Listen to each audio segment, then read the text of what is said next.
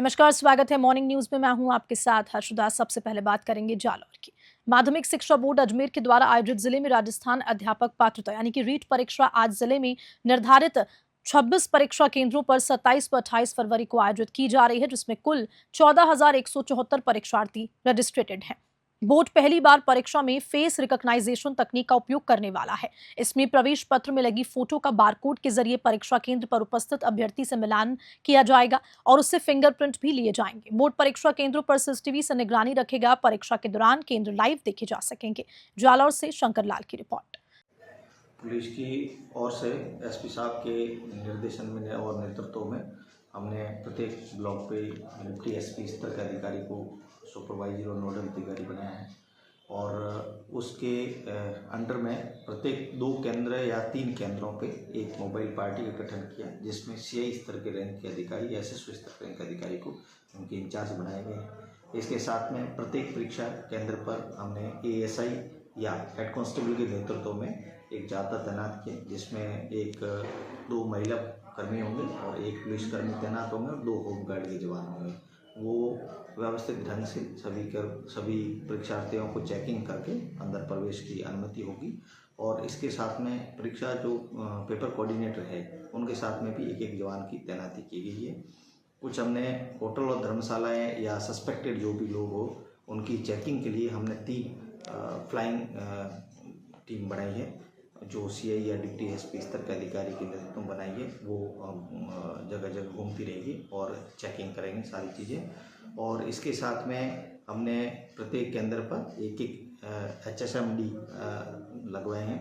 वो व्यवस्थित ढंग से उनकी चेकिंग होगी और चेकिंग के दौरान किसी भी परीक्षार्थी को मोबाइल या घड़ी, कोई इलेक्ट्रॉनिक उपकरण ले जाने की अनुमति नहीं होगी। बेल्ट वगैरह और किसी भी उपकरण के अंदर ले जाने की अनुमति नहीं होगी। इस प्रकार से हमने पूरी सख्ती के साथ में सुव्यवस्थित ढंग से पुलिस जाब्ता तैनात किया है, जो कल सुबह जल्दी से चौकसी के साथ में परीक्षा के पूर्ण प्रबंधन का कार्य देखेंगे।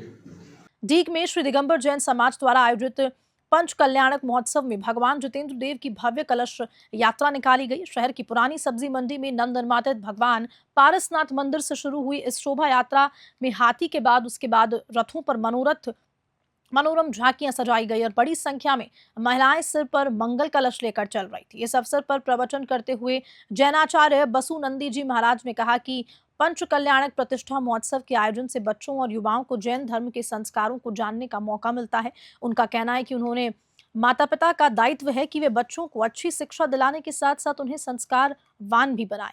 डीग से पंकज शर्मा की रिपोर्ट। महाशिवरात्रि के पावन पर्व नगर में श्रद्धा और उल्लास के साथ मनाया जा रहा है। भगवान शिव की आराधना के लिए शिवालयों में भक्तों की भारी भीड़ उमड़ी। डांगावास स्थित प्रसिद्ध भीम शंकर महादेव मंदिर में हजारों श्रद्धालुओं ने जलाभिषेक व पूजा अर्चना कर भोलेनाथ का आशीर्वाद प्राप्त किया। श्रद्धालुओं की भीड़ को देखते हुए पुलिस और प्रशासन ने सुरक्षा के कड़े इंतजाम किए हैं। मंदिर परिसर में विशेष सुरक्षा बल तैनात किए गए ताकि किसी भी प्रकार की अव्यवस्था न हो। प्रशासन ने श्रद्धालुओं की सुविधा के लिए पेयजल व स्वास्थ्य सेवाओं की भी व्यवस्था की है। मेरठा सिटी से सुशील दिवाकर की रिपोर्ट। डीडवाना जिला मुख्यालय पर देर रात चोरों ने अपना आतंक मचाया है एवं चोरों के द्वारा शहर के विभिन्न गली मोहल्ले में बाजारों में स्थित दुकानों पर धावा बोला है और करीब आधा दर्जन भर दुकानों के ताले चोरों के द्वारा तोड़े गए हैं। मिली जानकारी के मुताबिक भार्गव चौक में स्थित एक खाद्य सामग्री की दुकान पर चोरों ने देर रात ताले तोड़े हैं, लेकिन दुकान से कोई सामान चोरी नहीं कर पाया है। दुकान मालिक ने क्या जानकारी दी, देखिए इस रिपोर्ट में। हमारी दुकान के ये ताले लगे हुए हैं, ये बीच में से तोड़ा गया है, कट लगाया गया और ये रात को यहाँ पर चोरी हुई है। कुछ हादसे हुए हैं, कुछ नुकसान हुए हैं। मैं चाहता हूँ प्रशासन हमारा साथ दे, इनको ढूंढे, इनको सजा दिया जाए। और चोरी कितना रुपए की हुई है? चोरी करीब 500-700 रुपये की हुई है। कोई सूट वोट ले गए तो मालूम नहीं साहब, 5-7 सूट को ले गए। तो आपको नाम? मोहम्मद साजिद। सोजत में हुए कमलेश हत्याकांड का 7 दिन में पुलिस ने खुलासा कर दिया। पता चला है कि कमलेश की पत्नी और मुनीम ने मिलकर सनसनीखेज हत्या की वारदात को अंजाम दिया। एसपी विपिन शर्मा ने मीडिया को मामले पर क्या कहा, देखिए इस रिपोर्ट में। बड़ा सनसनीखेज मामला था, जिसके अंदर पूरे सोजत सिटी के अंदर इसका विरोध किया गया था। उसके अंदर हमारे एसपी साहब पाली यहाँ पधारे थे और हमारे को सख्त निर्देशन दिए गए थे कि इसके अंदर स्पेशल टीमों का गठन करो। करीब 8 टीमों का हमने गठित किया और 250-300 कैमरे शहर के बाहर आउटर साइड के अंदर हाईवे के ऊपर सबका किया और तकनीकी साक्ष्यों को भी हमने उसमें शुमार किया। जो भी संदिग्ध व्यक्ति हमारे को मिल रहे थे उसके बारे में हमारे को जानकारी मिली। थानाधिकारी लोकल और पहले जो वृत्ताधिकारी का कार्यवाहक रूप में राजेंद्र सिंह जी CSC थे और हमारे वर्तमान में सहायक पुलिस अधीक्षक जिनके पास वृत्ताधिकारी सिटी पालिका है उषा यादव जी, इन्होंने भी उसके अंदर टीम में हम सबको अलग अलग कार्य दिया था। उस कार्यों के अंदर जरिए मुखबिर हमारे को इतला मिली थी कि एक डेड बॉडी है जो उस जगह खेत के अंदर मिली है, जिसके ऊपर थानाधिकारी तत्परता से गए और डेड बॉडी को हमने SDM साहब के सामने निकलवाया और डेड बॉडी की शिनाख्त हुई बाद के अंदर, जिससे पता चला भी ये कमलेश की डेड बॉडी है। कमलेश की किससे रंजिश थी इस बारे में जानकारी करने के लिए जब हमने समाज के साथ साथ उनकी जाति विशेषकर उनके परिवार के अंदर आई तो ये बात आई कि कमलेश की धर्मपत्नी वह एक मुनीम अशोक जो वहाँ वाटर के अंदर जो RO सिस्टम लगा हुआ है उसके अंदर मुनीम के तौर पे काम कर रहा है, उसके बीच में कोई छोटी मोटी रंजिश है। पूछताछ करते हमारे को फीडबैक मिला कि इस तरह का जो कमलेश की धर्मपत्नी और अशोक पूना साइड में गए हैं, जिसके लिए हमने यहाँ से एक स्पेशल टीम भेजी और लोकल पूना की जो टीम थी, पुलिस टीम थी, उनकी तत्परता और उनके जो सघन उन्होंने अभियान चलाया तलाश करने का, जिससे हमारे को सूचना मिली। हम दोनों को दस्तयाब करके यहाँ पे लेके आए, जिसको आज CO साहब ने और CI साहब ने पूरी पूछताछ करी। उन्होंने अपने करते हुए जुर्म से इकबाल किया, बताया कि हमारे से घटना हो गई। दोनों ने ही उनकी हत्या की है, दोनों ने मिलकर उसके घर पे उसकी हत्या की है। हत्या के क्या कारण रहे? मुख्य अवैध संबंधों की परिणति और व्यापार के ऊपर एकाधिकार करना, क्योंकि RO का काम कमलेश करता था और उसका मुनीम के रूप के अंदर अशोक काम करता था। अशोक के ये दिमाग में थी कि मैं इसकी पत्नी से अगर मेरे संबंध बढ़ जाते हैं तो मैं पत्नी को भी साथ रखूंगा, क्योंकि वो अभी वर्तमान में अनमेरिड तो नहीं बोलेंगे, एक पहले शादीशुदा की हुई 6 साल पहले अपनी पत्नी को छोड़ा हुआ है। इन दोनों ने मिलकर ये कारित किया है। आज उनको अरेस्ट किया है और कल न्यायालय में पेश करके रिमांड लेंगे। जो जो चीजें सामने आएगी घटनाक्रम के अंदर उसका समावेश करेंगे और सख्त से सख्त कार्रवाई करेंगे। हत्या कब हुई सर? हत्या 9 तारीख की, जो प्रारंभिक पूछताछ में आरोपीगण से हमने पूछताछ की है कि 9 तारीख के रात्रि को, मध्य रात्रि से लेकर सुबह तक, उसके बाद में इन्होंने डेड बॉडी को शिफ्ट किया था। किस जगह किया था उसके बारे में और सघनता से अनुसंधान।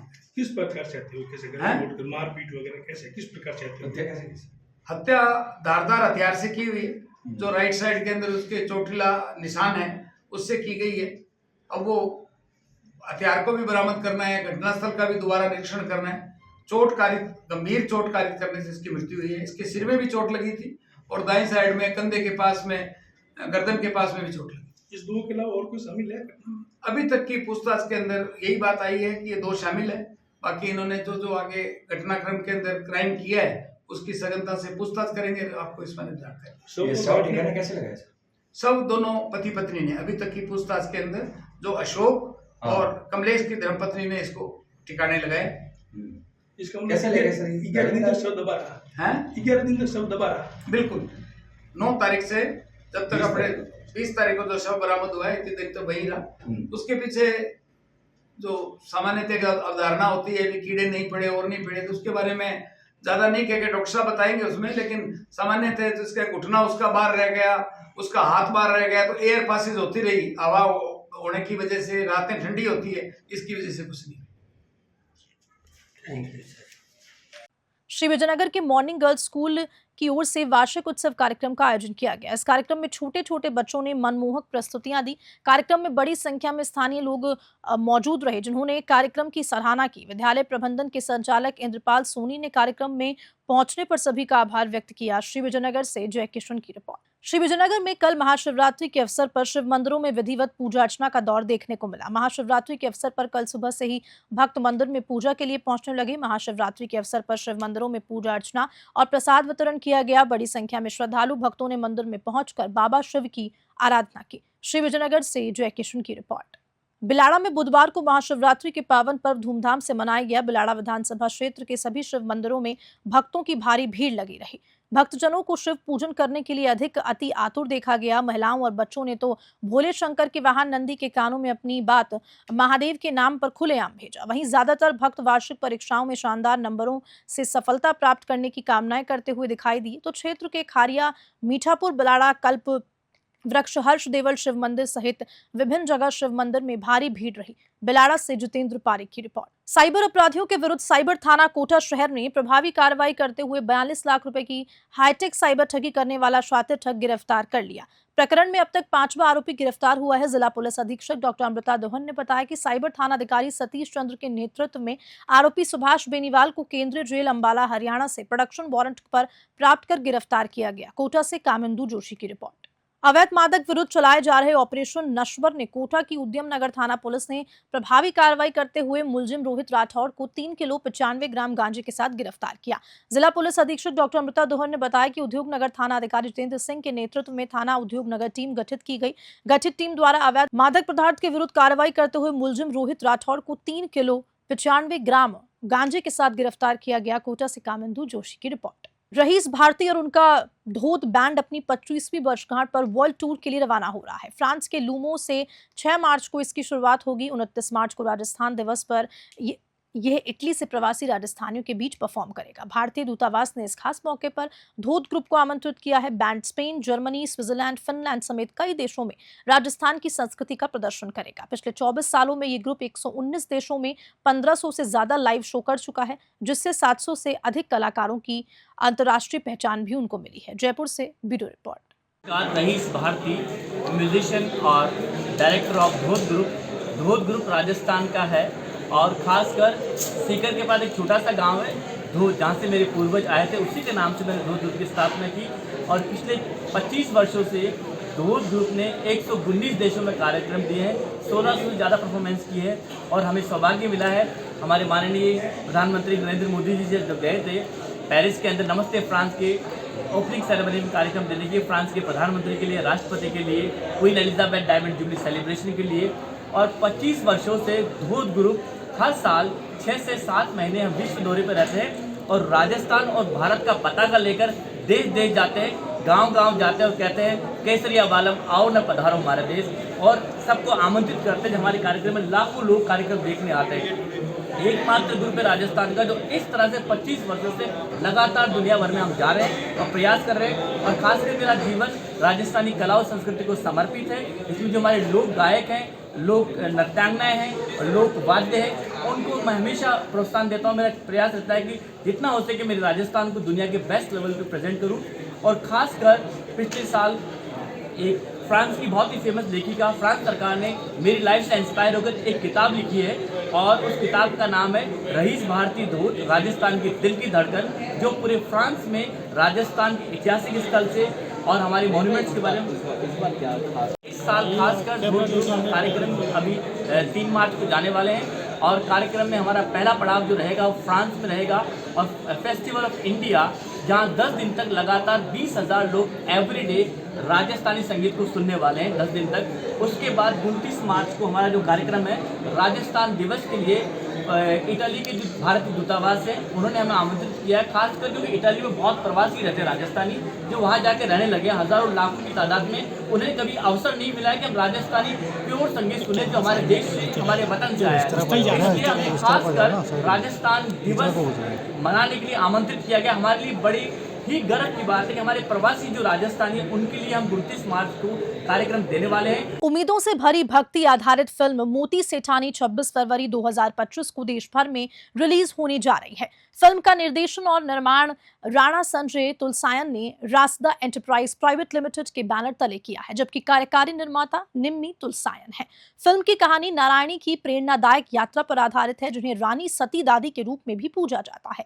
झुंझुनू राजस्थान में स्थित उनके मुख्य मंदिर को दुनिया भर में 900 से अधिक मंदिरों द्वारा सम्मानित किया जाता है। फिल्म राजस्थान की सांस्कृतिक और धार्मिक धरोहर को सजीव रूप से प्रस्तुत करती है। अनन्या बुबना ने नारायणी का मुख्य किरदार निभाया है, जबकि बाल कलाकार लिनिशा गुप्ता युवा नारायणी के रूप में नजर आएंगी। जयपुर से ब्यूरो रिपोर्ट।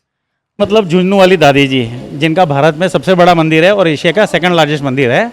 हमने उनके ऊपर ये जीवन गाथा पर ये पिक्चर बनाई है। इनका संबंध अभिमन्यु की पत्नी, ये महाभारत में अभिमन्यु की पत्नी थी और उस वक्त उत्तरा उनके अभिमन्यु की पत्नी का नाम था। उनके घर में बालक होने से उस वक्त सती होने का प्रथा थी, तो वो नहीं हो पाए थे और उनका पुनर्जन्म 750 साल पहले इस कलयुग में हुआ है और अब भी वे मतलब नारायणी के नाम से जानी जाती है। उनको मोटी सेठानी भी कहते हैं। ऐसे करके मतलब इनका 950 मंदिर भारत और विदेशों में मिला करके है, सब जगह है और शेखावटी लोग इनको बहुत मानते हैं। और आजकल शेखावटी के अलावा इनको सर्व समाज बहुत अच्छे से मानता है, क्योंकि यहाँ जाते हैं तो जो भी मांगता है उसकी मांगते पूरी होती है, इसीलिए इनको मोटी सेठानी कहते हैं। कभी भी धार्मिक या फिर इतिहास पे आधारित जो भी मूवीज़ बनती है तो उसके रिसर्च वर्क में काफ़ी मेहनत लगती है, प्लस कौन कलाकार उसको करे उसको चूज़ करने में काफ़ी सावधानी भी बरतनी पड़ती है। तो इन सारी दिक्कतों से कैसे आप निकले? हमारी टीम थी कुछ, तो क्योंकि हम लोग तो समझो इनके पूरी हिस्ट्री जानते ही हैं, सारी चीज़ें जानते हैं, तो बेसिकली हमने वो थीम पूरी प्लानिंग की थी। हम लोगों को 750 साल पहले पुराने की हवेलियाँ और पुराने वस्त्र ये सब के लिए काफ़ी स्टडी करनी पड़ी और उसी हिसाब से हमने इसको शूट किया कि कोई भी चीज़ नई उसमें आज के युग के नहीं दिखे, सीन ऐसे लगे कि 700-750 साल पहले का है। तो वही हमने प्लानिंग की, कठिन कार्य था लेकिन सब चीज़ सक्सेस हो गए। इस मोटी सेठानी जो पिक्चर बनाई है इसमें मेरा भी एक पंडित का रोल है और ये रोल हमने बहुत मतलब दादी की कृपा से और दादी के एक दृढ़ विश्वास से हम लोगों ने ये रोल निभाया और ये जो पिक्चर बनाई है ये बहुत ही खूबसूरत और बहुत ही सुंदर बनी है। दादी की इतनी कृपा रही है कि जब से मैंने इसमें रोल किया है और दादी की जो पिक्चर बनी है तब से हमको अलग से ही फीलिंग होने लगी है हमारे जीवन में और अलग से ही एक विचार जो हमारे नेगेटिव विचार थे वो सब एक पॉजिटिव विचार हो गए। हमारी दिनचर्या थी वो भी चेंज होगी। मैम आपका नाम क्या है? मेरा नाम है। मैंने इस फिल्म में नारायणी का किरदार निभाया। 700 साल पुराना किरदार निभाने में आपको कितना कुछ करना पड़ेगा? मुझे तलवारबाजी सीखनी पड़ी, घोड़सवारी सीखनी पड़ी, बट काफ़ी मज़ा आया, बहुत इंजॉय किया हमने। करना ईजी तो नहीं था लेकिन सब दादी की कृपा से। आपके नज़र में 700 साल पहले की जनरेशन का किरदार निभाना आपके लिए कितना चैलेंज वाला था? चैलेंज बहुत था, नंगे पैर करना, लेकिन करना था, बस कर लिया। और पहली मूवी थी तो और ज़्यादा जोश था। आज मैं अनन्या को बहुत बहुत धन्यवाद देना। अनन्या जी कैसा लग रहा है आपको इस फिल्म में रोल करके? मुझे इस फिल्म में रोल करके बहुत प्राउड फील हो रहा है। पहली बात तो ये 700 साल पुरानी कहानी थी तो और एक दादी का आशीर्वाद था, वो करने में मज़ा आया। दूसरा मैं इस फिल्म में बहुत लोगों ने मदद की, मेरे पेरेंट्स, मेरे स्कूल, मेरे भाई ने बहुत मदद की, चाचा चाची दादा दादी सबने बहुत मदद की और संजय सर ने तो मुझे मौका दिया काम। देखा जाए तो अब आपका ड्रीम क्या रहेगा? अभी आपने एक मोटी सेठानी का रोल किया है इस फिल्म के अंदर मेन लीड, इसके अलावा अगर आपको बॉलीवुड से या किसी से चांस मिलता क्या रहेगा? अगर मुझे चांस मिला या मैं कोशिश करूँगी तो मैं बहुत खुश होंगी और भी मूवीज करने में। और हाँ, अगर मैं चाहूँ तो मैं ये कर सकती हूँ। देखा जाए आजकल की जो युवा है उनको आगे चांस नहीं मिल पाता, उनके माँ बाप पेरेंट्स सपोर्ट नहीं कर पाते। आपको इतना सपोर्ट मिला है तो आप उनके लिए क्या कहना चाहिए? मैं उनके लिए यही कहना चाहूँगी कि आप जो करना चाहते हैं अपने पेरेंट्स के साथ करना, अपने पेरेंट्स की बिना मत करना। आपके पेरेंट्स आपके साथ होंगे ना तो आप कुछ भी कर लोगे और बाकी आपको एक प्लेटफॉर्म मिलेगा तो आप कर सकते हो। अपने कैसा एक्सपीरियंस आपका इस शूटिंग का? शूटिंग का एक्सपीरियंस बहुत ही अच्छा था। हमने बहुत मज़े किए सेट पे, साथ में 7:30 हम खाते थे, बैठते थे, मज़े करते थे। तो शॉर्ट के बीच भी बहुत मज़े करते थे और हमारे डायरेक्टर इन्होंने तो बहुत मेहनत की। इन्होंने हमें बताया कहाँ कैसे क्या करना है और साथ में पूरी प्रोडक्शन टीम से थी। कहाँ थी इसकी लोकेशन शूटिंग की? हल्की सर की और बहुत सारी जगहों पर राजस्थान की मेनली हल्की। महाशिवरात्रि के पावन पर्व पर खेरली क्षेत्र में रात्रि में भव्य झांकियां तथा शिव जागरण हुआ। खेरली के समीपवर्ती सुप्रसिद्ध डूंगर वाली हनुमान मंदिर स्थित 108 नंदिकेश्वर महादेव का अभिषेक किया गया। बता दें कि मंदिर महंत प्रमोद तिवारी का कहना है कि प्रतिदिन के अतिरिक्त शिवरात्रि को भक्तों की भारी भीड़ रही और इस दौरान महामृत्युंजय मंत्र, शिव तांडव स्तोत्र, महामंत्र जाप तथा प्रकांड पंडित द्वारा पूजा हुई। खेरली से अखिलेश शर्मा की रिपोर्ट। खबर हनुमानगढ़ के फीफाना क्षेत्र से है, जहां थाना अधिकारी नरेंद्र कुमार साहू के नेतृत्व में गठित टीम ने कार्रवाई करते हुए फीफाना व जनानिया गांव से जुआ खेलते 9 लोगों को 37,260 रुपए के साथ गिरफ्तार किया। आरपीजीओ एक्ट में मामला दर्ज कर अनुसंधान जारी है। थाना अधिकारी ने बताया कि कार्रवाई में अहम भूमिका कांस्टेबल सुरेश कुमार की रही। वह टीम में हवलदार राम प्रताप, सुरेश कुमार, संदीप कुमार, राकेश कुमार, देवराज, दयाल सिंह शामिल थे। हनुमानगढ़ से विनोद चौधरी की रिपोर्ट। खबर हनुमानगढ़ से है, जहां रावतसर पुलिस ने बुधवार को बाइक चोर गिरोह का पर्दाफाश किया। पुलिस ने बाइक चुराने वाले मिस्त्री को गिरफ्तार किया। वह चोरी की बाइकों के पार्ट्स बेचा करता था। पुलिस ने आरोपी से चुराई गई 12 बाइकें बरामद की है। रावतसर थानाधिकारी रामचंद्र कस्बा ने बताया कि रावतसर पुलिस को मुखबिर से सूचना मिली। इस पर कार्रवाई करते हुए पुलिस ने वन विभाग कार्यालय के पास से आरोपी लखूवाली निवासी मिस्त्री विजेंद्र पाल उर्फ विजेंद्र भाट को एक बाइक के साथ पकड़ा। बाइक के बैग से 4 चोरी की बाइक की फर्जी नंबर प्लेट भी बरामद हुई। पुलिस अन्य चोरी की वारदातों की जांच कर रही है। कार्रवाई करने वाली पुलिस टीम में head constable Ravindra Singh, Amar Singh, constable Mohan Lal, शोपत Ram, Lalchand और संदीप शामिल रहे। हनुमानगढ़ से विनोद चौधरी की रिपोर्ट। खबर के साथ बुलेटिन में इतना ही। नमस्कार।